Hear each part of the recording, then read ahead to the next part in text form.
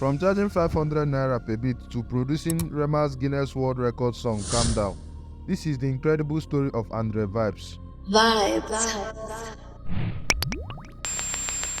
Meet Andre Vibes, whose real name is Alexander Waifu. A songwriter, Grammy-nominated record producer, a professional fine artist, and the son of the legendary Sir Victor Waifu, the first African musician to win a golden plaque.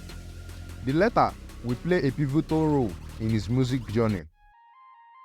Andre Vibes started his music career at age 14 in King's College, Lagos, with a group called The Exquisites. Started when I was a teenager. I started my interest in music started officially when I was 14. Yes. And back then I used to listen to like a lot of songs. That was the time I really listened to songs. And those are the artists I can tell you, oh, I know this one, I know this one. I would sing the lyrics from it, at least most of it right now. But he decided to be a producer when a producer fled at him because of the correction he gave the producer.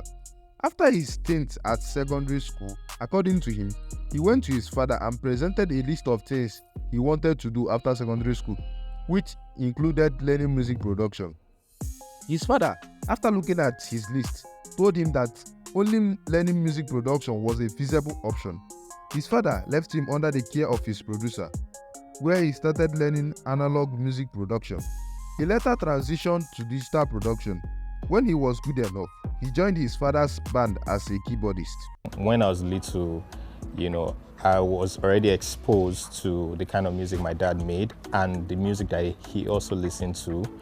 And then just watching how he did his own things, like, how he controlled like his band, how he made music, because I was also fortunate to, from an early age, to watch him when he rehearsed, and also like watching when he recorded, like made music and all of that. So at different stages in my life, I've been around that, and I even played with his band for like 5 years. He maintained that during this time in the band, his father treated everyone equal. He had this to say about his dad. So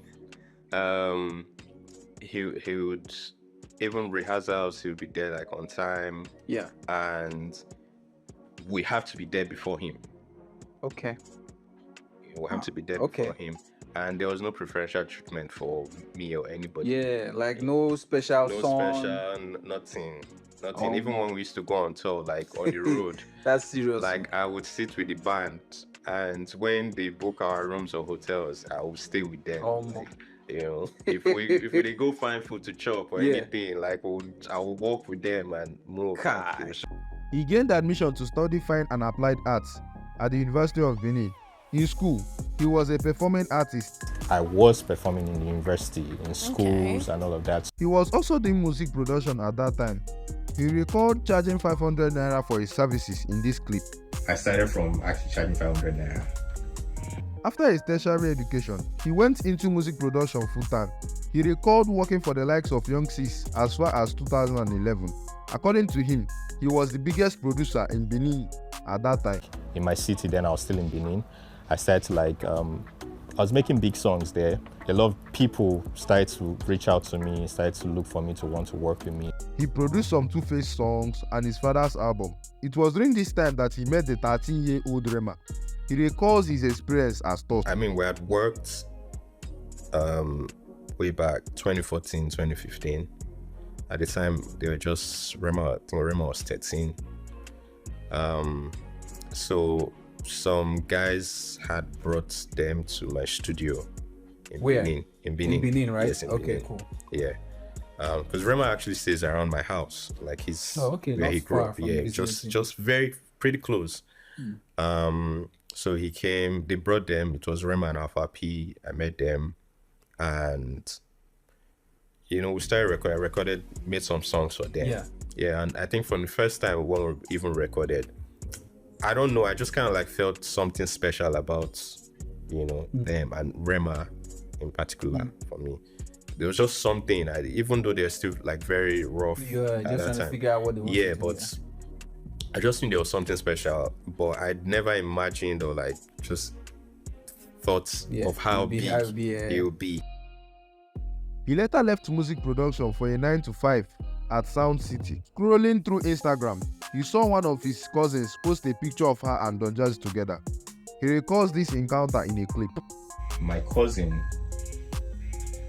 knew Don Jazzy. Actually, it was even in that 2019, that's when they became friends. So there was one day she posted him, like on the story, you know, they were together, like made a video, and I was like, you know Don Jazzy? She was like, yeah, and I'm like, I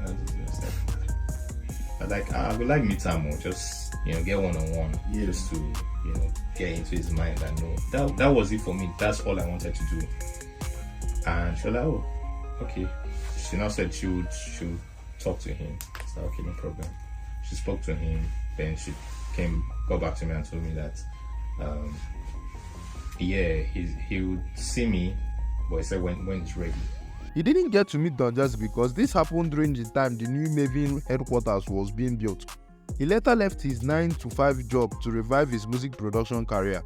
He recalled squatting at his friend's house as he couldn't afford his rent. Don Jazzy later invited him over and they discussed music and played beats together. Then, Don Jazzy asked him where he saw himself in the future. His answer impressed Don Jazzy so much that Don Jazzy gave him a studio space and he started living in that studio from then onwards. 2020, as the whole world was shutting down because of the coronavirus pandemic, he went back to his friend's house to squat. It was during this time that a friend contacted him for a beat for Mali. He charged him some money and produced the beat. And this is when his situation started changing. He recalls his experience in this video. So Omale's EP, his first EP, I had a song on it, and that was what started What to change. song is that? Yeah. Oh. Yeah, that's what started to change everything. That's the lockdown API. Yes, the lockdown EP. After the pandemic was over, 2021, Maven Records signed him as an in-house producer. During this time, he produced Feeling for Ladipo featuring Benson.